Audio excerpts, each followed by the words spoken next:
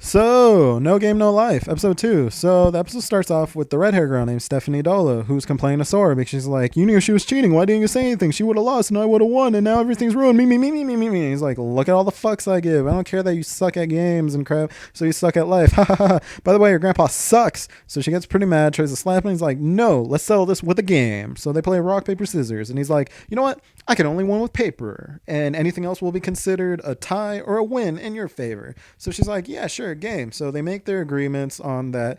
If she wins, he'll apologize about her grandpa, and if she wants, she can basically say, go kill yourself, and he'll have to do it because that's how the world works in this thing. But if she loses, she has to obey everything he says because he's waging his life, so why the fuck not?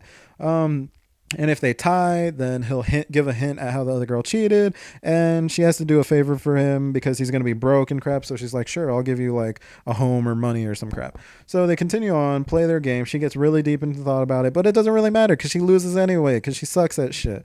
So she's like, all right, I'll give you a house in gold and crap. And he's like, that's not what we agreed on. And she's like, you said you were running out of gold. You needed a favor. And he's like, yeah, but I didn't agree to your terms. We just agreed on a deal, a little favor. And she's like, oh, shit. So now they have to do whatever the little favor is. And he says, you have to fall in love with me.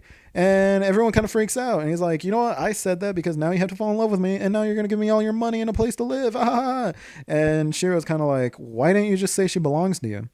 And he freaks out and he's like, oh my God, I'm sorry. Like, my urge or fear of not ever having a girlfriend took over. I'm sorry. And Shiro's like, you said you only needed me, bro. And he's like, oh my God, I can't do this. Look, I can't go after my sister. Plus, you're only 11. I have manly needs that men have because they're men and they have manly needs and manly and basically want sex. So they're all freaking out. Stephanie, I guess, is getting jealous because he's talking to his sister. And I don't understand if it's actually part of like the whole pledge in the world, how it works, or if she's just doing it because she has to or some crap. But she's all like, no, I can't accept this. And then whenever he calls her, she's like, hi dear, or yes, or of course, yeah, you could live with me, yeah, why not? And she freaks out, and there's a lot of headbutting and hitting walls and crap. But eventually it becomes fan service because Shiro's like, congratulations for not being a virgin anymore, and like pushes him. He falls on Stephanie, gropes her boobs. There's pudding involved. She enjoys this, but eventually she flings him out through the doors. The doors close magically really fast and crap. And this is when we learn they have problems because Sora has like anxiety or some crap, and he starts like apologizing a lot. He's like, I'm sorry. And Shiro, I guess, has like being alone issues or some crap. She's afraid of it because she's like, bro, and spazzes out. So yeah, so they got like some deep rooted problems or deep seated issues. But yeah, so eventually she takes them back to their castle or whatever, gives Shiro a bath. They have more sketchy stuff like that. She accepts that they're from another world because summoning magic exists.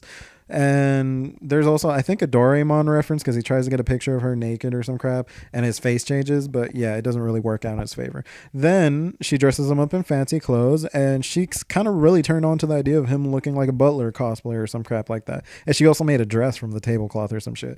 But I think it's another reference because she freaks out, hits her head, and she's like, or whatever. Because I think that was a JoJo reference or some shit, I'm told. But yeah.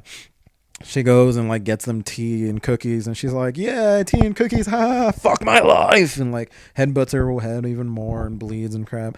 But eventually she goes back to them and we start getting a little more history details on the world, which is, I guess there's 16 ranks and crap, and humans are considered humanity, which is like a play on humanity or whatever. And of all the other ranks, like the highest are the most powerful in magic, so like gods are in first place or some shit, and there's like phantoms, and I guess elves are doing really good and they have like a massive continent population territory or some shit, but humans are in last place because we suck and we can't use magic. So yeah, but yeah, so she explains her grandfather had some belief that humans could do it, that like they'll be strong or they can conquer more territory or they're great or whatever. And Sora's kind of like, yeah, that's not gonna work out. Oh, and Shiro also learns the language because she reads a book, and I guess the language is very similar to like Japanese or the current language or whatever. It's all that crap. Anyway, the next day, I guess they're coronating the next king, and it's the girl that Stephanie lost to in the card games, and she's kind of being a bitch. She's like, oh, this is the dress from your grandfather, haha, and throws it on the ground, says like, pick it up, whore, or whatever. And Stephanie goes to pick it up, and Sora's like, no, Don't do it. The game's just begun or some crap. And gives like the dress back and says like, this is part of the rules. This is yours now for now. And then continues on, says like, get up. I want to prove your grandpa was right or some shit. And he basically states like, he wants to be the next king. So yeah.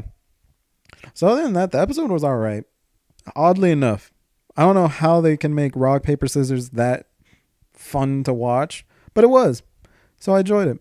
So hopefully the next episode is as good as this. And we'll see. So if you like the video, like it. If you want more, subscribe. And yeah, thanks for watching. Later.